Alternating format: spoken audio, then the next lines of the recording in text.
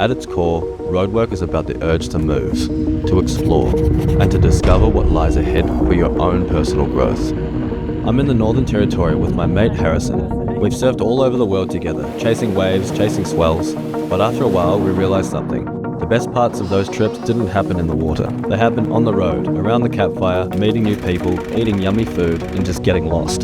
That's what roadwork is all about. It's a commitment to the road, to the rough edges of life,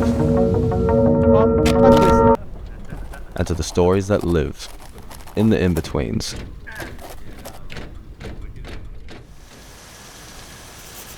We've arrived at the Northern Territory of Australia, where the heat hits you like a wall, the red dirt stretches for miles, and the wide open spaces feel, well, just feel like freedom.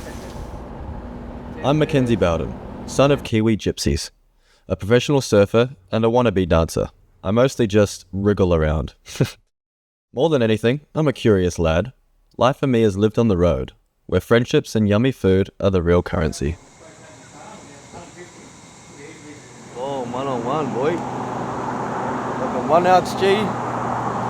That's us. This is all of us. This is a place of long roads, expanded horizons, truck stops, unique art, and cultures that collide. NT, baby. Home of the boxing croc. Watch out or he gon' get ya. This is a place where crocodiles rule the waters. Snakes slither through the bush, and jabberoos soar above the wetlands. Every corner of this place tells a story. And trust me, you can feel the sweat bead on your forehead as you take it all in. First time seeing a frilled neck lizard. Welcome to the territory, where adventure is just part of everyday life. There are an estimated 100,000 saltwater crocodiles in the NT alone. That means there's roughly 1 croc for every 2 people. Take me with you, please! I've been out here for 10 days! Take me! I'm lost! I don't know about you, but that thought kind of creeps me out. Thanks for picking me up. Where do you want to go to? Oh, just probably straight ahead and do.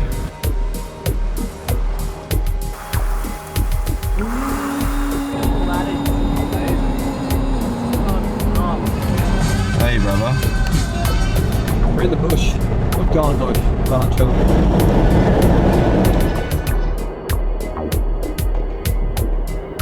How good does that look, though? Here we are, mate. Kale Crossing. It's been a long haul to get here, and the anticipation is definitely building. I didn't realize how tropical, green, and lush it is here. I honestly thought it was more desert. I've heard so much about this place, but there's no substitute for seeing it for yourself, right? Wow, look at the trees. It's so beautiful. It's not just about fishing and scenery today, See the crocs already? or dodging the crocs over the crossing. Fellas, young boys. We've got a bit of a special meetup ahead of us. Welcome to Arnhem. Thanks, Hope you enjoyed the drive in. Up here in the Northern Territory, you need more than a map. You need guides with heart. Meet Shaun Edwards, a proud Northern Territorian, ex-AFL player and the founder of House of Darwin, a brand that's all about culture, community and purpose. He's traded footy boots for a bigger vision, repping the territory with style and soul, and using House of Darwin to drive real change from the ground up. There's a few crocs in there already, right? Yeah, Just hanging there. Yeah. So what they're waiting for the tide to start rushing in, and then all the fish come across. Yeah. Then they'll gather the fish up and then the feed, and they'll head off again. Go have a quick look. Yep. Chuck a surfboard in there, baby. By his side is Uncle Robbie. Robbie brings knowledge passed down through generations, cooking with country and sharing stories that live in every ingredient. There's a croc over there, but there's... Oh, he's coming over. Once the water changes the thing and the tide comes in, the mullet and the barramundi all swim in here. That's why this place is very popular. He's been on MasterChef. Yeah, that's right, MasterChef. The one with all the action, the big dishes and pressure, all that stuff. He's not shy of letting you know either.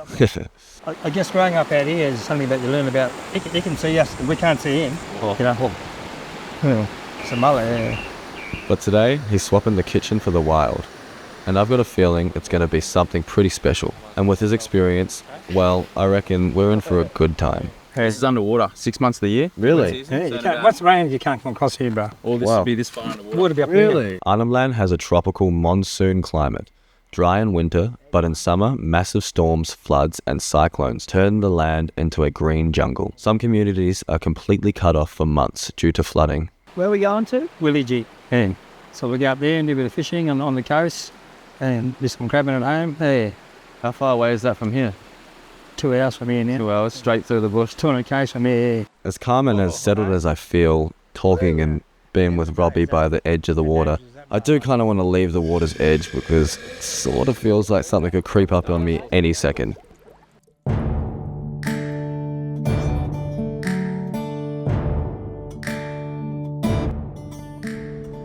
Kale's Crossing, where the road ends for most people.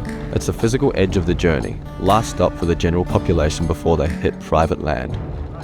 Beyond this point, the road just fades into wild. Robbie talks about once they cross the river, they leave all the stresses and worries of the world behind. It's like entering a portal or something. Arnhem Land, a vast stretch of land in the Northern Territory that's as rich in culture as it is in natural beauty. It spans around 97,000 kilometres, about the size of Tasmania. There's some custard.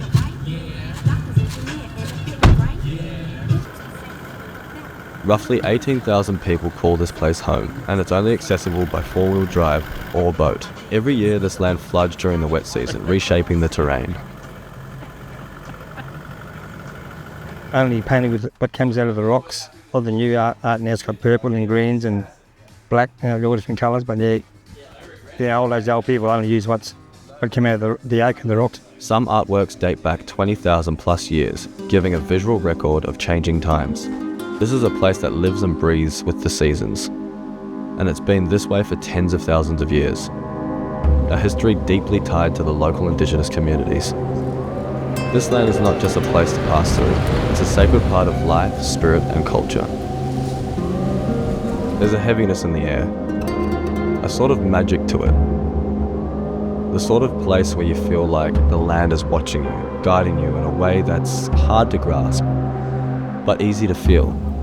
Every turn brings a new layer of beauty, and you get the sense that you're seeing something that's been here unchanged for tens of thousands of years. I can't help but feel like I'm part of something much bigger.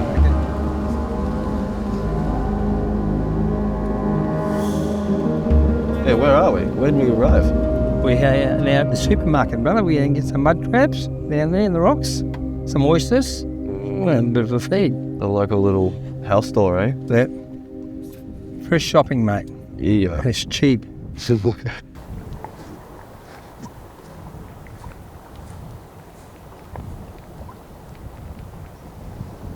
The crab can hear vibration from a long way away, bro. Especially. Treading lightly.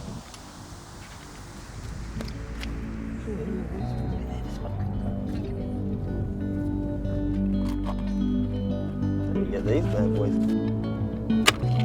Not bad. First spear, bro. First go. That's what you do, bro. Yeah.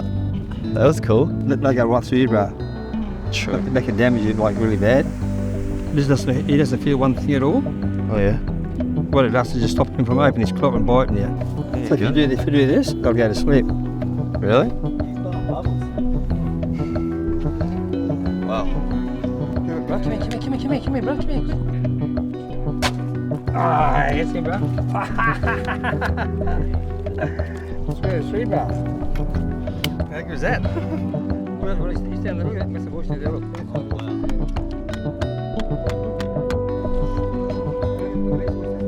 Once your eyes see it into, you can actually see the oysters on.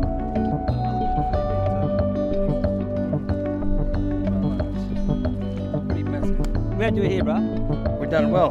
Choo! Right? Cheers, Uncle Robbie. Hanging out of wide, eh?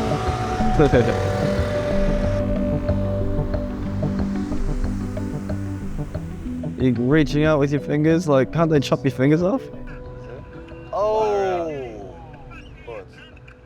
See, I sound like him! Get him after this. Get him after. Yeah. Yeah. A lot of people don't get this opportunity to have what we have here. You know, abundant food, you only take what you need.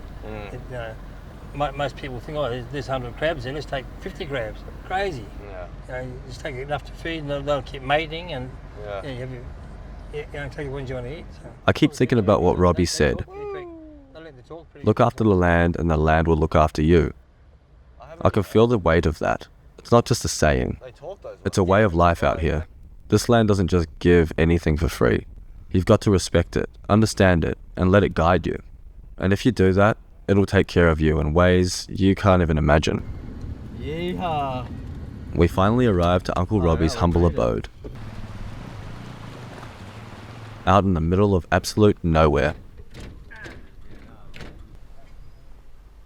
Imagine not getting that feed we caught. It would have been a whole different story. But instead, we did things the way they were done back in the day.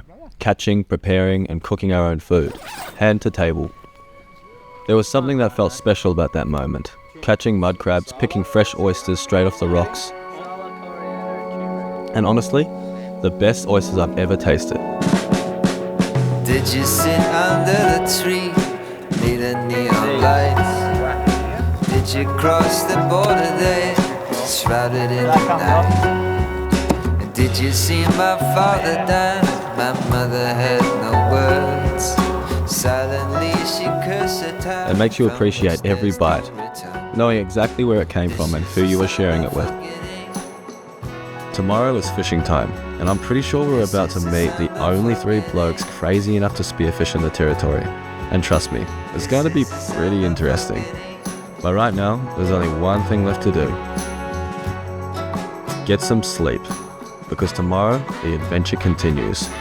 Did you leave that northern town Yeehaw. in a summer haste? Now you are in danger to the food that you can't taste. Did you have a vision how your life could be so right? Waving in your mirrored room to someone deep inside. This is the sound of forgetting. This is the sound.